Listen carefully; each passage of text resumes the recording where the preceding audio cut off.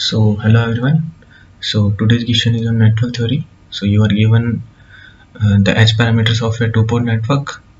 The steady state current in inductor is 2 ampere. The voltage across inductor at 1 second is 2 volt. The switch is closed at t equals to 0 and you have to find the value of L.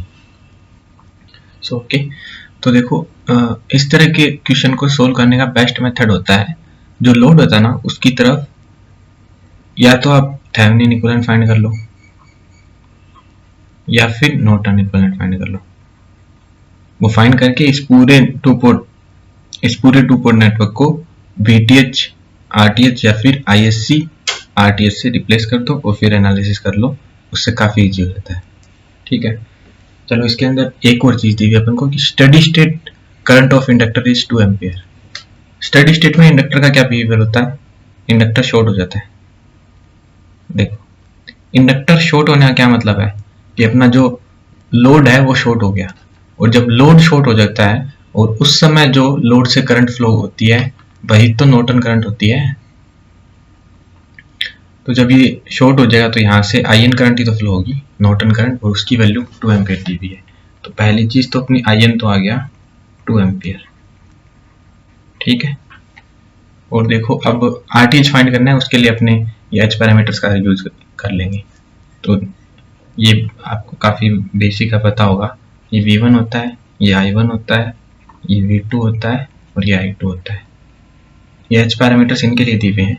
So V1 equals to H11 की value 1 है, H11 I1 plus H12 I2, H12 V2 sorry, H12 V2 and I2 equals to H21 I1 plus H22 V2। अब आपको RTH find करना है। RTH find करने के लिए जो इनपुट वोल्टेज होता है, कोई इनपुट वोल्टेज नहीं, कोई भी इनपुट पैरामीटर्स हो उन सबको शॉर्ट कर देते हैं। अगर वोल्टेज होता है तो वोल्टेज सोर्स को शॉर्ट कर देते हैं, और करंट होता है तो करंट सोर्स को ओपन सर्किट कर देते हैं। तो वोल्टेज सोर्स को शॉर्ट कर देंगे, मतलब V की वैल्यू को 0 कर देंगे, और V ही तो V1 है, V इक्वल्स टू V1 है ना, यहाँ से दिख रहा है साफ साफ। तो इसको शॉर्ट कर देंगे तो यहाँ से पता चलता है I1 equals to minus V2। अपना RTH है, RTH is equals to V2 upon I2 with V equals to 0। तो देखो अपन को बेसिकली V2 और I2 के बीच में रिलेशन फाइंड करना है। तो यहाँ से I2 इक्वल्स टू आ जाएगा माइनस V2 प्लस 3/2 V2। तो यहाँ से V2 अपॉन I2 आ रहा है 2 ओम। तो IN की वैल्यू अपनी 2 थी, RTH की वैल्यू भी 2 ओम आ गई। अब मैं इसका इक्विवेलेंट सर्किट बना लेता हूँ करके। तो देखो इस तरह तो बनेगा, IN की वैल्यू है 2 एम्पियर और RTH की वैल्यू है 2 ओम। अब और क्या इन्फॉर्मेशन गिवन है? अब देखो अपन को इन्फॉर्मेशन गिवन है कि 1 सेकंड पे 2 वोल्ट है इंडक्टर का वोल्टेज। तो अब अपन को पता है यहाँ पे ट्रांजिएंट एनालिसिस लगाना पड़ेगा अपन को, और बात वोल्टेज में हो रही है। अगर वोल्टेज में बात हो रही है तो मैं ज्यादा कंफर्टेबल रहूंगा कि मैं इस नॉर्टन इक्विवेलेंट को थेवेनिन इक्विवेलेंट में चेंज कर लूं, है ना, ताकि वोल्टेज की बात हो। यहाँ पे लोड कनेक्ट होने वाला है, मतलब इंडक्टर कनेक्ट होने वाला है। तो VTH की वैल्यू आएगी 4 वोल्ट्स IR, और R की वैल्यू सीरीज में आ जाएगा 2 ओम, और जो लोड है वो है इंडक्टर है। अब इंडक्टर वोल्टेज की वैल्यू दी हुई है, तो ट्रांजिएंट के लिए इंडक्टर वोल्टेज का फॉर्मूला लिख लेते हैं, VLT इक्वल्स टू, एक बार लिख देता हूं मैं, ये काफी बेसिक होता है, e to the power minus t upon tau, where tau is L by R।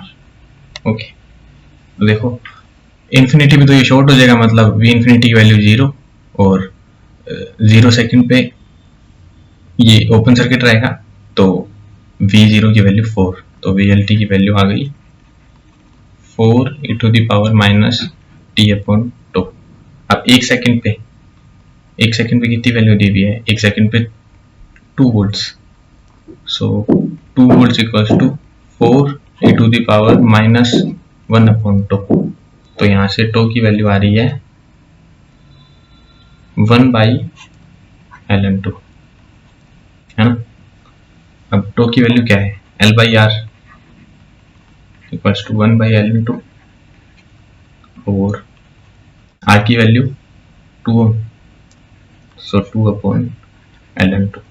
इसको मैं सोल्व कर लेता हूँ पोज करके। तो सोल्व करने पे आता है 2.88 हेनरी। सो ये आंसर हो गया। देखो कुछ नहीं करना था, सिंपल इक्विवेलेंट सर्किट निकालना था और फिर एनालिसिस करना था गिवन इंफॉर्मेशन के साथ। और सबसे बढ़िया बात ये थी कि जो स्टेडी स्टेट करंट की वैल्यू दी हुई थी वही अपनी नॉर्टन करंट है, तो यहाँ से नॉर्टन करंट की वैल्यू आ गई। ये अच्छी बात थी इसमें। So okay, so if you dislike the video, please leave a suggestion for me so that I can improve. Okay, thank you.